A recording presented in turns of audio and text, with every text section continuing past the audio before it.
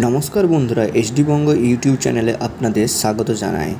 আজকের ভিডিওতে এমন এক বড় আপডেট নিয়ে আলোচনা করব যা ইতিমধ্যেই গোটা বাংলায় চর্চার বিষয় হয়ে উঠেছে। সত্যি কি 1 জুন থেকে শুরু হতে চলেছে অন্নপূর্ণা ভাণ্ডার? মাসে 3,000 টাকা করে পাবেন মহিলারা। আর তাহলে কি বন্ধ হয়ে যাবে লক্ষ্মীর ভাণ্ডার, নাকি দুটো প্রকল্পই একসঙ্গে চলবে? সব প্রশ্নের উত্তর আজকের এই ভিডিওতে বিস্তারিত জানব। তাই ভিডিওটি একদম শেষ পর্যন্ত দেখুন, কারণ মাঝপথে মিস করলে গুরুত্বপূর্ণ তথ্য মিস করে যেতে পারে। নির্বাচনের সময় বিজেপির তরফে বড় প্রতিশ্রুতি দেওয়া হয়েছিল যে বাংলায় সরকার গঠন করতে পারলে লক্ষ্মীর ভাণ্ডারের বিকল্প হিসেবে চালু করা হবে অন্নপূর্ণা ভাণ্ডার, আর সেই প্রকল্পে ভাতার পরিমাণ বাড়িয়ে মাসে 3,000 টাকা দেওয়া হবে। এবার সোমবারের ক্যাবিনেট বৈঠকের পর জানা যাচ্ছে আগামী 1 জুন থেকেই নাকি আনুষ্ঠানিকভাবে শুরু হতে চলেছে এই মেগা প্রকল্প। আর এই খবর সামনে আসতেই রাজ্যের লক্ষ লক্ষ মহিলার মধ্যে শুরু হয়েছে তীব্র উত্তেজনা। তবে সবচেয়ে বড় প্রশ্ন ছিল, নতুন সরকার আসার পর কি বন্ধ হয়ে যাবে আগের প্রকল্পগুলো?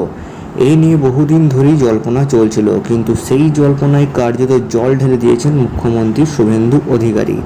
তিনি স্পষ্ট জানিয়েছেন বর্তমানে চালু থাকা কোনো সামাজিক প্রকল্প বন্ধ করা হবে না। অর্থাৎ যারা এখন লক্ষ্মীর ভাণ্ডার পাচ্ছেন তাদের টাকা হঠাৎ করে বন্ধ হয়ে যাবে না। এই ঘোষণার পর অনেকটাই স্বস্তিতে সাধারণ মানুষ। তবে এখানেই রয়েছে বড় টুইস্ট। সরকার জানিয়েছে এবার থেকে সমস্ত টাকা সরাসরি ব্যাংক অ্যাকাউন্টে পাঠানো হবে এবং পুরো প্রক্রিয়াকে করা হবে সম্পূর্ণ পেপারলেস ও স্বচ্ছ। অর্থাৎ কারা প্রকৃত উপভোক্তা আর কারা ভুয়ো নামে সুবিধা নিচ্ছেন সেটা খতিয়ে দেখা হবে খুব কড়াভাবে। এখন সবচেয়ে গুরুত্বপূর্ণ প্রশ্ন, আবার কি নতুন করে ফর্ম ফিল আপ করতে হবে? এই বিষয় নিয়ে বিজেপির নেতা সঞ্জয় সিং জানিয়েছেন সরকার এখনও পুরো বিষয়টি স্পষ্ট না করলেও বড়সড় ভেরিফিকেশন হতে পারে।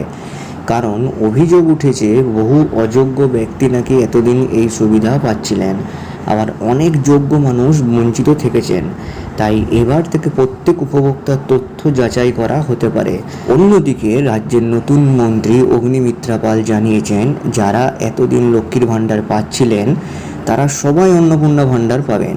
তবে তার আগে একটি বড় অ্যানালিসিস বা যাচাই প্রক্রিয়া হবে। বিশেষ করে যারা মারা গিয়েছেন, যারা দেশের নাগরিক নন বা যাদের নাম কাটা যাওয়ার কথা তাদের নাম বাদ দেওয়া হবে। অর্থাৎ সরকার চাইছে প্রকৃত উপভোক্তার হাতেই পৌঁছাক এই টাকা।